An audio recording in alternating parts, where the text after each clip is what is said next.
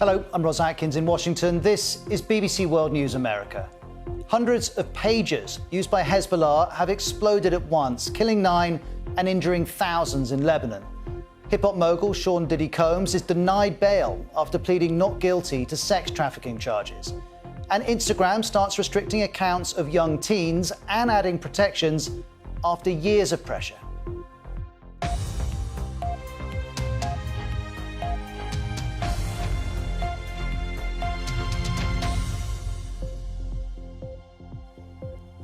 Welcome to BBC World News America. Hello, I'm Atkins. And we're going to begin with an extraordinary story in Lebanon.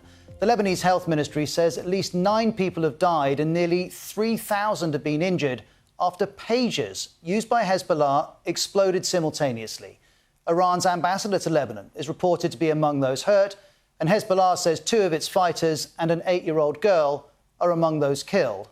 In terms of who's behind this, Hezbollah and Lebanese officials are blaming Israel.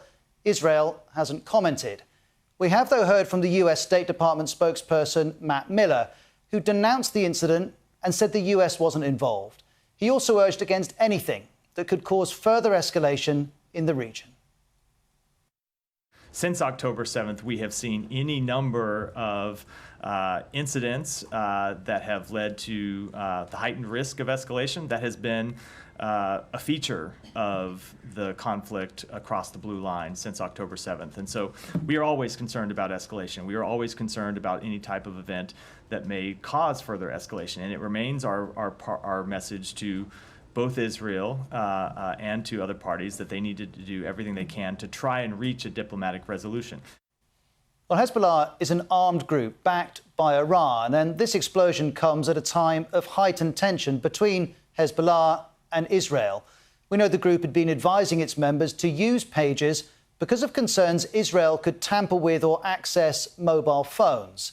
Here's more on today's events from Paul Adams, and I should mention, Paul's report contains distressing images from the start. This was a devastating attack. In supermarkets,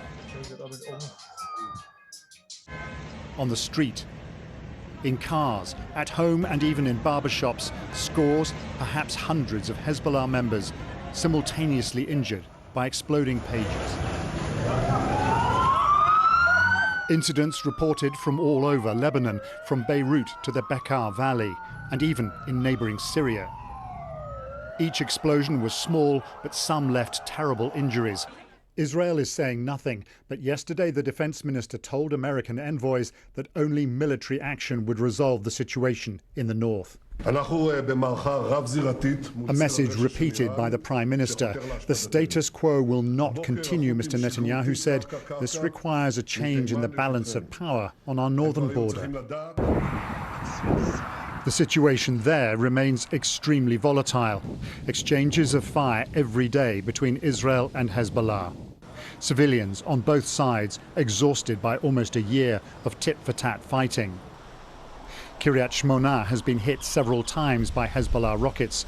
Yesterday, for the first time, Israel said its Gaza war aims included allowing Israelis to return to homes evacuated close to the border. Today's wave of attacks will have injured Hezbollah's fighters, wrecked communications and damaged morale. But will it change the course of the war? Paul Adams, BBC News, Jerusalem. Well, let's talk now to Haneen Gadar, Senior Fellow in the Washington Institute and former Managing Editor of Lebanon's Now News. Thank you very much indeed for joining us. What's your reaction to today's developments, please?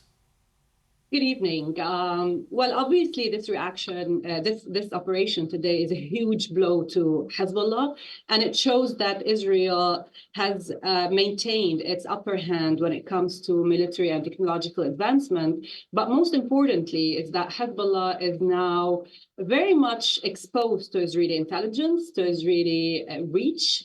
Even if Israel is not in Lebanon or using the traditional military operations, Hezbollah has lost the element of surprise and Israel has regained it. So it's a huge blow to Hezbollah. The problem on the midterm, if not like long term, the midterm is that they cannot use cell phones because their leadership realized that the cell phones network in Lebanon has been intercepted and monitored by Israel. And that's why we saw a huge number of assassinations happening at one point. That's because of this intelligence. And that's why they resorted to the pagers. And they ordered these pagers. It's a new shipment of pagers that they have ordered after they decided that they do not want to use the cell phones. So their communication system is the main target today. Hezbollah does not really have a communication system anymore. No more cell phones, no more pagers. They still have to figure out how to do their communication without inviting Israeli intelligence to monitor them. This is a big blow in that sense because they really need communication in order to, in case Israel decides to launch a full-scale war in Lebanon, which is a possibility today. Not having a functioning communication network is a real deterrence for Hezbollah. It's a serious problem that they have to navigate. But at the same time, it's not something, it's a number. We have now 4,000, the recent numbers, 4,000 injured. 500 of these 4,000 are in critical condition, which means that a major part of Hezbollah's mid-level to senior level, and these are the ones that are using these new pagers, are out of service. So this is another layer of complications. And Haneen, let me just come in here because you're giving us your analysis of Hezbollah's perspective. Also share with us your analysis of America's perspective, because I was saying that the US State Department has denounced this incident, but you're speaking on the assumption that Israel was behind this. And of course, the US and Israel are allies. Yes, absolutely. Israel has been acting on its own without coordinating with the U.S. for a while now, and this has happened. We've seen this before. We've seen statements like this coming from the State Department per se, saying that either they denounce it or they deny any previous knowledge of anything that Israel does, especially today, because this happened while the U.S. envoy to this conflict, Amos Hochstein, is in Israel trying to push the Israelis or convince the Israelis that de-escalation and diplomacy is the best course of action, and this happens. So it's a big blow also to diplomacy. It's an escalation that go against everything that the U.S. has been trying to do. And Hochstein is in Israel today as this happens. So it's kind of like saying to the Americans that we're going to do whatever we want. So yes, State Department has been denouncing more and more of these actions. It doesn't mean that the U.S. is going to stop supporting Israel. This goes without saying. But the conflict with Netanyahu government is becoming more apparent than before. And let me also ask you about Iran, which backs Hezbollah and which supplies Hezbollah with an awful lot of technology. What does today's supplies Hezbollah with an awful lot of technology? What does today's developments mean for it? Well, two things. One, that the Iranian ambassador was also a victim of this operation. The shipment that came, this new shipment of pagers that was intercepted probably by Israel came via the Iranians. So they are involved in this communication system that Hezbollah had. But the most important thing, I think, on the longer term, like the bigger objective of this war, nothing really has changed. There'll be a response like any other response we've seen, maybe more barrages of missiles from Lebanon. But nothing has changed in the sense that Iran still doesn't want to escalate. Iran does not want to invite Israel for a full-scale war. Hezbollah's main military assets that they haven't used yet in this conflict are still Iran's insurance policy in Lebanon, and they don't want to use them because exposing Iran is the last thing they want to do today. So they will walk this thin line. The Iranians and Hezbollah will walk, the Iranians will continue holding on Hezbollah from, escalating or responding in a bigger sense, because they still want to walk this thin line of being part of this conflict and the negotiations that come from it, but at the same time not inviting Israel to hit Iran directly or hit Hezbollah's assets. Thank you very much indeed for giving us your analysis. We appreciate it. That's Haneen Gadar, Senior Fellow at the Washington Institute.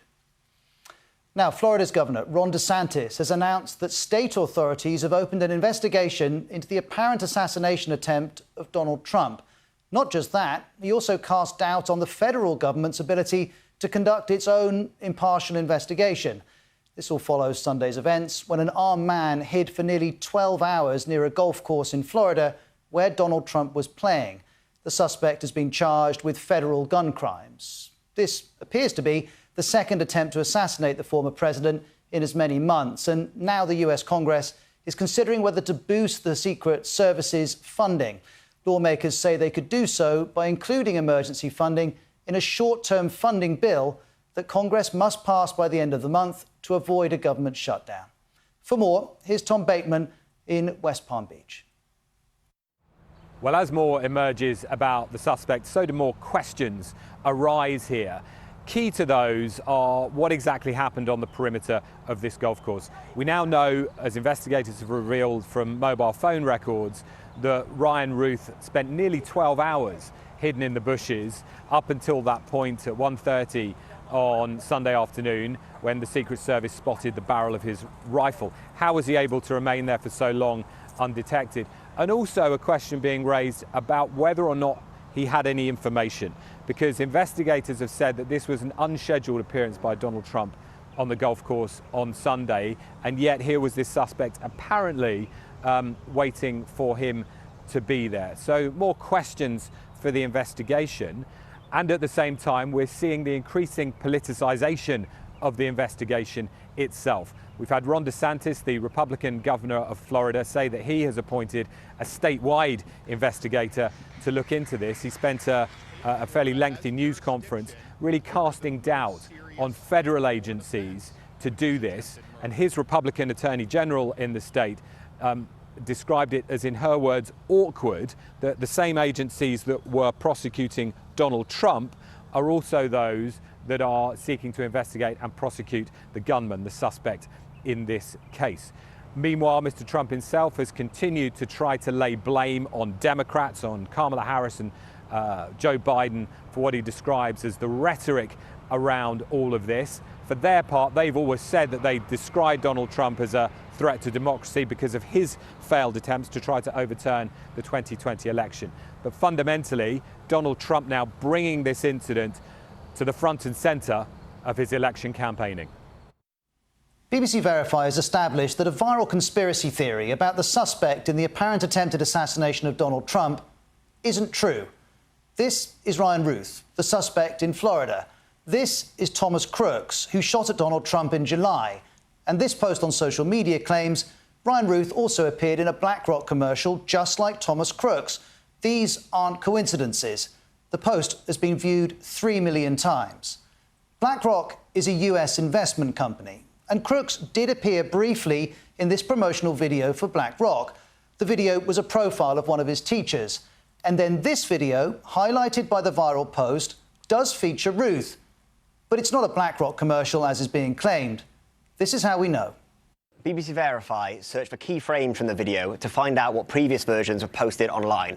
And we confirmed it was actually posted from a political rally in the Ukrainian capital Kyiv in 2022. In the video, we can see banners of the Azov Battalion, a Ukrainian military unit. And we know Ruth supports Ukraine's fight against Russia and has visited Ukraine.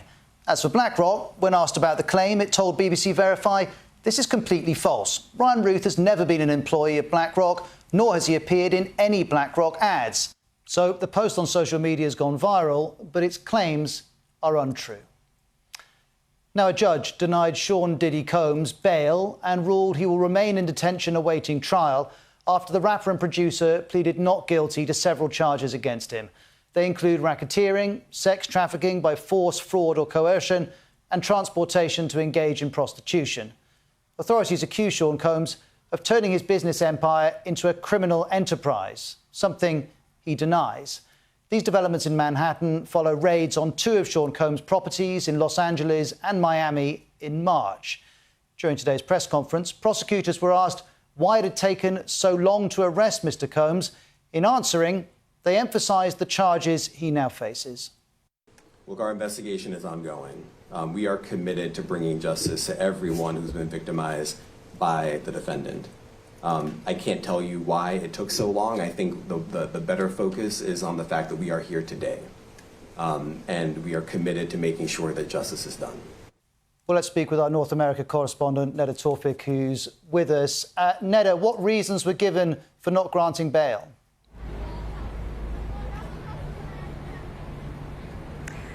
Yeah, well, look, Roz, this was a nearly 2-hour-long hearing. On Sean Combs' side, his lawyers argued that the sexual activity outlined by prosecutors was consensual, that he had complied with the requests of prosecutors, had stayed in New York in anticipation of charges, and that he was offering a $50 million bond and should be allowed home detention.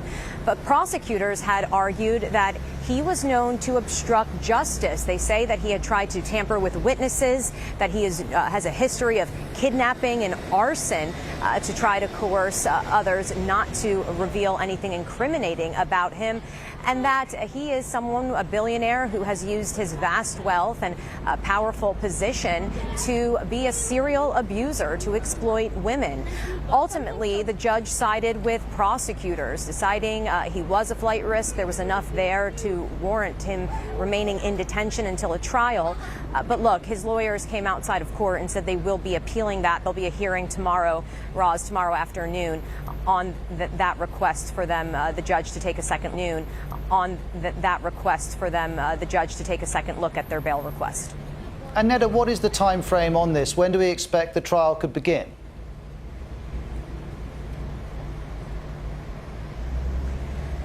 Yeah, Roz, look, this is going to be a long process of hearings, exchanging discovery between the two sides before we do ultimately get to the trial.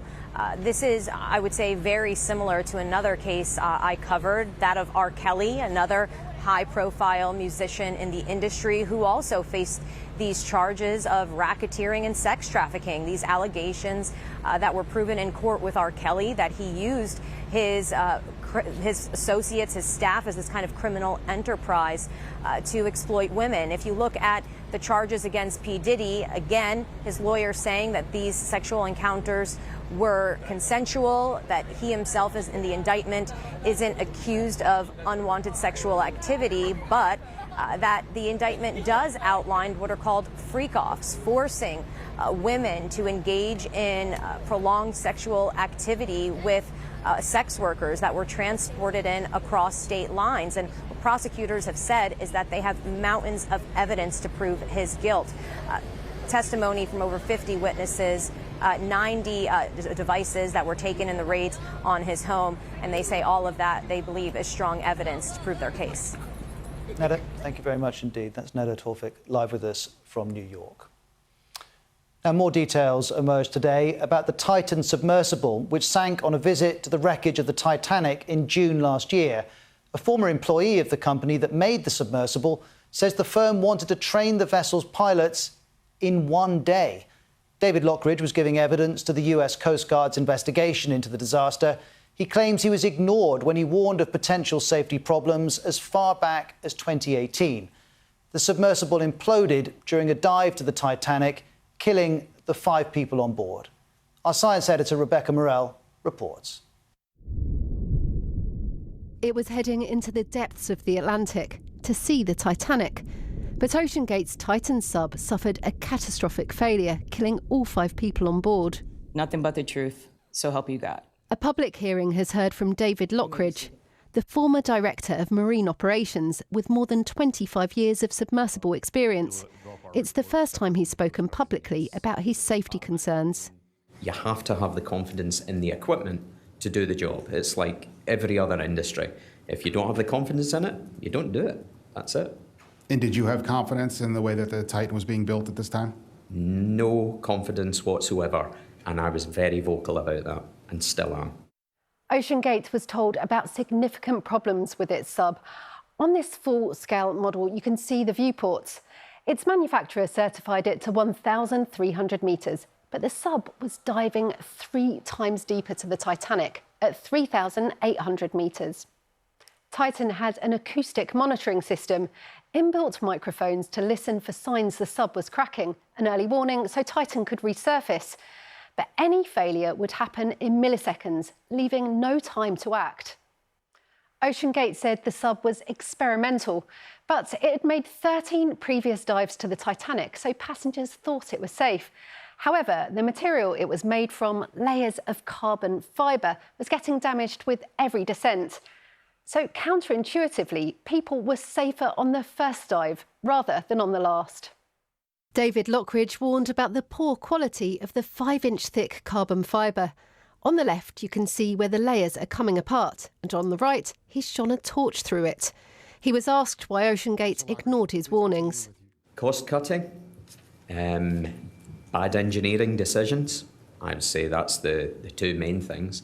The desire to get to the Titanic as quickly as they could to start making profit. There was a big push to get this done, and a lot of steps along the way were missed. OceanGate pushed on, but David Lockridge was fired in 2018. I was phased out of the project completely. It wasn't my intent. I didn't want to lose my job. I wanted to go to Titanic, you know, it was on my bucket list. I wanted to dive this, but to dive it safely. The hearing continues for the next 2 weeks. Rebecca Morrell, BBC News. The owner of the ship that caused the deadly collapse of a bridge in Baltimore may be held legally liable for those who died. 6 of the 8 construction workers who were on the Francis Scott Key Bridge lost their lives. And on Tuesday, families of 3 of the 6 workers announced they're seeking legal action against the ship's owner, Grace Ocean Private Limited.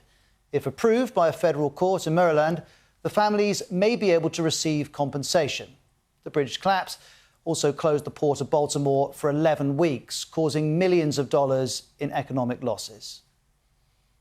Now, Instagram is one of the biggest social media platforms in the world, and it's announced a new policy designed to protect teenagers online. Those aged 13 to 15 will now use what are called teen accounts, which have parental controls as a default setting. They're being rolled out in the UK, the US, Canada and Australia straight away.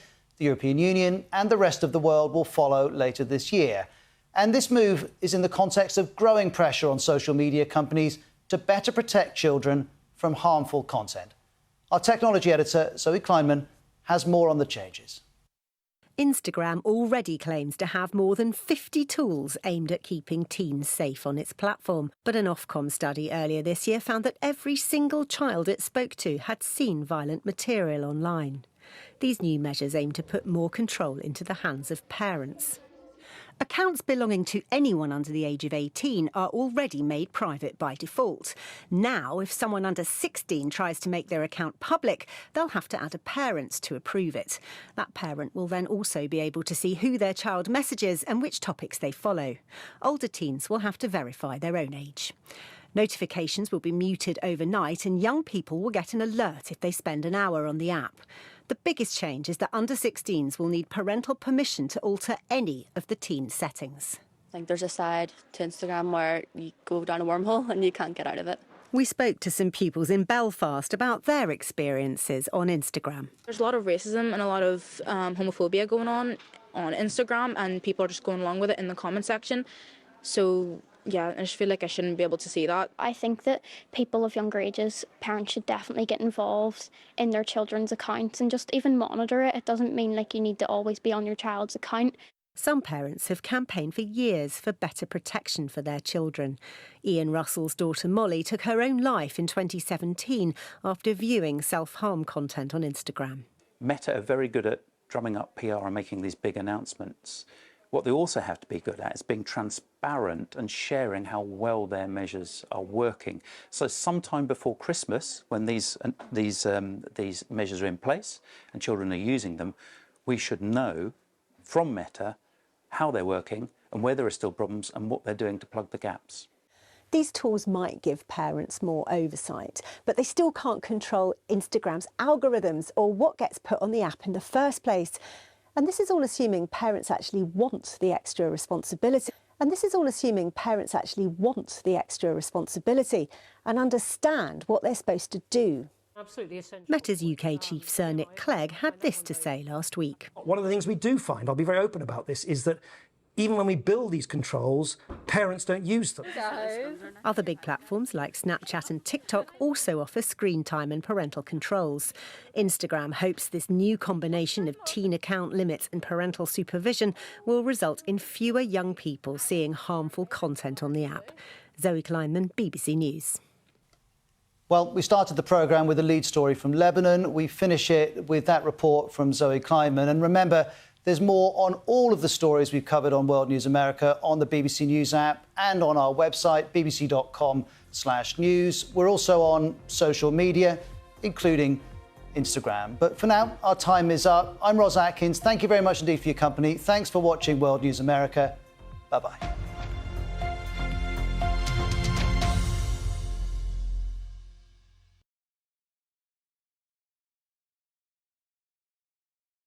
You are not crazy.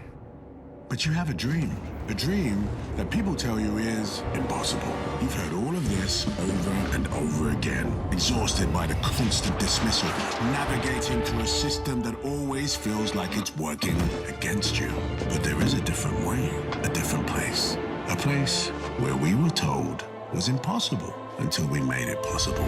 A place where you can imagine your future and create it. Bring your impossible to the Emirates. Here's your coffee. Oh, best intern ever. Oh, nice. You use Fiverr. Working on anything big? Oh, yeah. Growth strategy. Maybe I can help. Yes. Can I get some oat milk? Sometimes great talent is right under your nose. In a city where the sky's the limit, where landmarks stand tall and proud, it's time to aim higher. Imagine a structure, a beacon of light, a global icon where luxury reigns and dreams take flight. More than just a building, it's a celebration of human ingenuity, a global sensation, a home to luxury in a city of dreams where progress forever gleams. Burj Azizi, amazing on every level.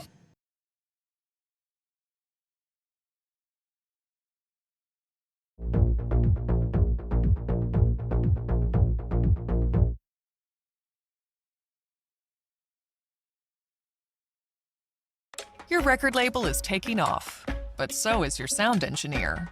You need to hire. I need Indeed. Indeed you do. Our advanced matching helps find talented candidates so you can connect with them fast. Visit Indeed.com/hire. This is the story of the one who believes being prepared is not just a way of life, it's how he helps everyone stay safe. He sweats the small stuff before it becomes big stuff. For the one, being an unsung hero in a building full of everyday heroes is just how he likes it. The industrial-grade products you need delivered fast. Call, click Grainger.com or stop by. Grainger, for the ones who get it done. Stay on pole for the drama of Formula One with the BBC Sport website and app.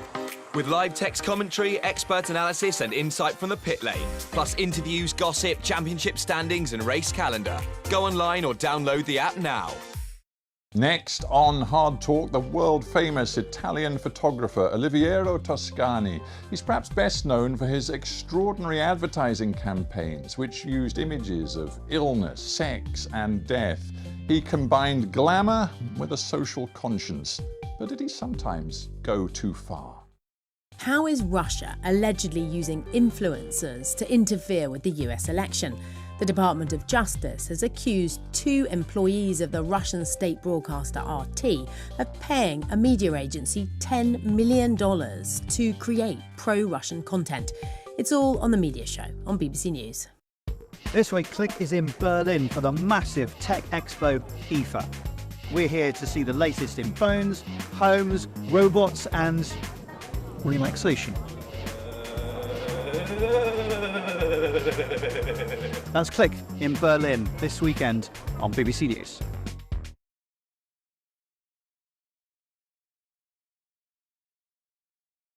Ukraine is just about holding the front here in the Kharkiv region, while the Russians have launched this fresh assault. Everywhere you look, there are uprooted trees, there are bits of building, and the destruction is just in every direction.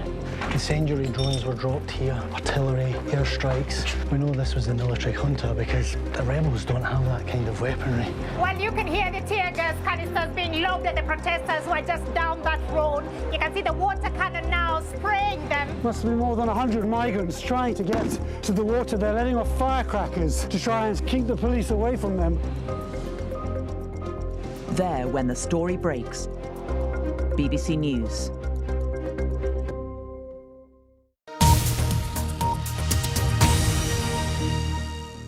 Now on BBC News, Hard Talk asks tough questions in interviews with people who are shaping the news.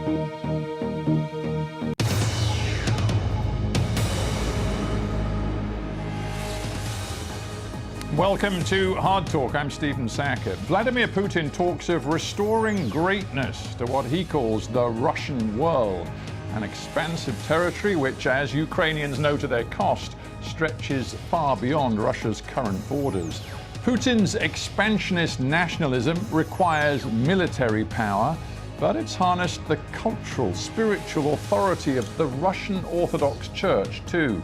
My guest, Andrei Koroshkin, was a Russian Orthodox priest who spoke out against the Ukraine war and the Putinization of his church. But is he swimming against an unstoppable tide?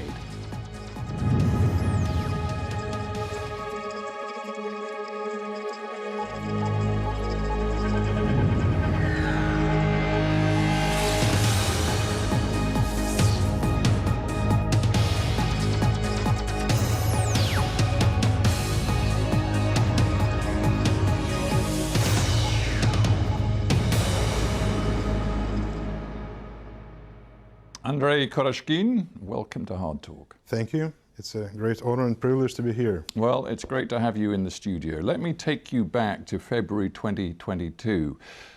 Putin orders an all-out invasion of Ukraine. Within days, you, a priest in the Russian Orthodox Church, choose to speak out against the invasion. When you did that, did you feel that this would be the end of your career in the Russian Orthodox Church? I think that when the war has begun, very few of us could actually give a prediction of what is going to come through.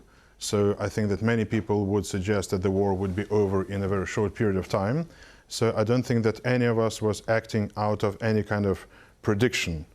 And I think when I spoke out against the war, I don't think that I felt any choice. I thought that it was a moral imperative on behalf of any Christian or any sensible and reasonable person to try to stop it, or at least not to